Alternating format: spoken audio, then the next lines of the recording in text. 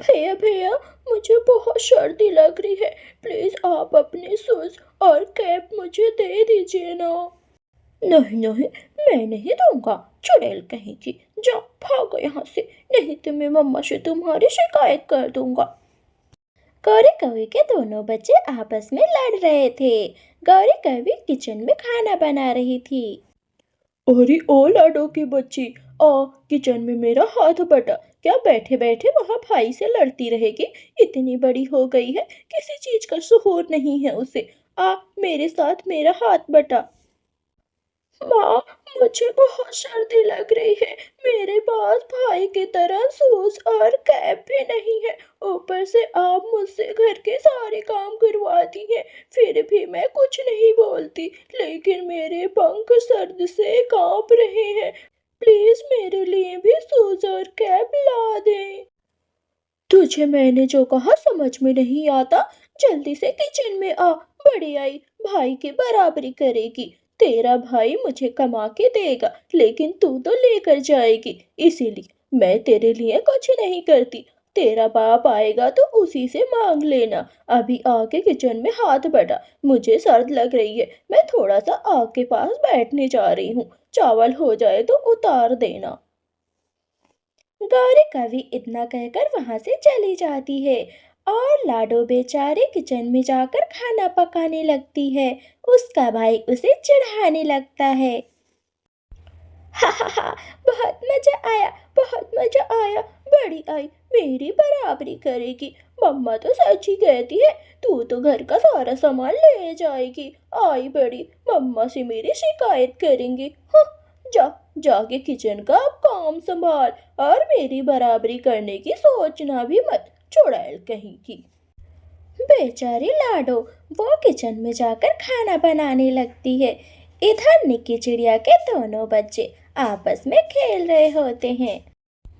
मेहुदी देखे, मेरा कैप कितना प्यारा है और आपका तो अच्छा ही नहीं लग रहा है। मम्मा ने मेरे लिए बहुत प्यारा कलर चूज किया है। और आपके शूज आपके शूज तो कैसे दिख रहे हैं? ओ, आप तो एकदम बंदरिया लग रही है। मुझे देखो, मैं तो जेंटलमैन लग रहा हूँ। मम्मा मम्मा देखें, भाई मुझे चिढ़ा रहा है और आप भी कुछ नहीं बोलती।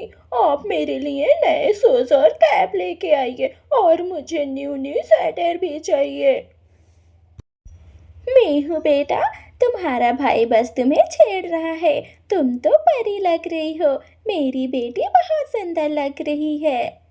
तुम उस शैतान बच्चे के चक्कर में बिल्कुल मत पड़ो। तुम बहुत खूबसूरत लग रही हो। अगर तुम कह रही हो तो मैं तुम्हारे लिए नए ड्रेस दिलवा दूंगी, लेकिन तुम परेशान ना हो।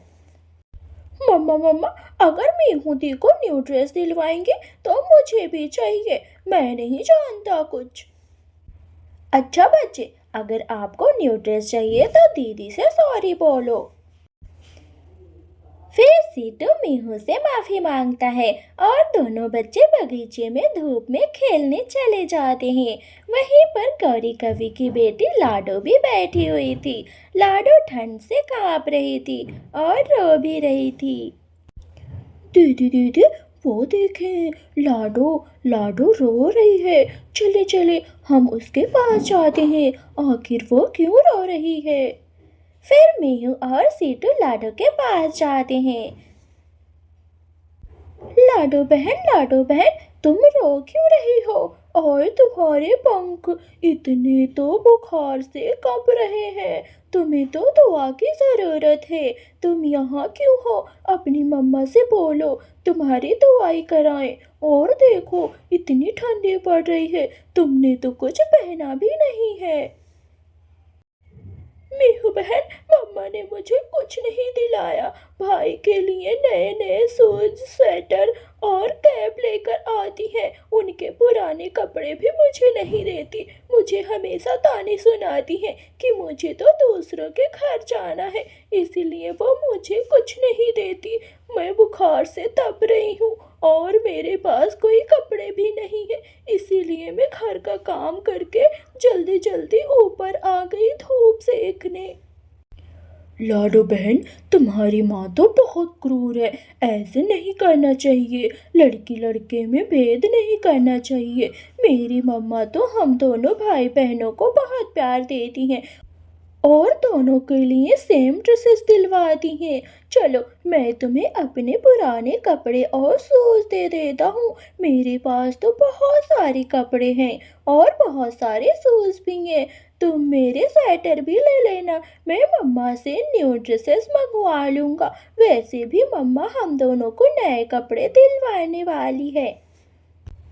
लेकिन सीटू भाई, अगर मेरी मम्मा को पता चला तो वो मुझे मारेंगी और सर्दी में मैं मार नहीं खाना चाहती।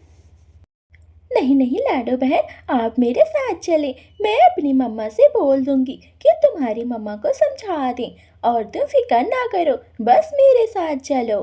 फिर मीहू, लाडो और सीटू तीनों लोग निकी चिड़िया के घर आ जाते हैं।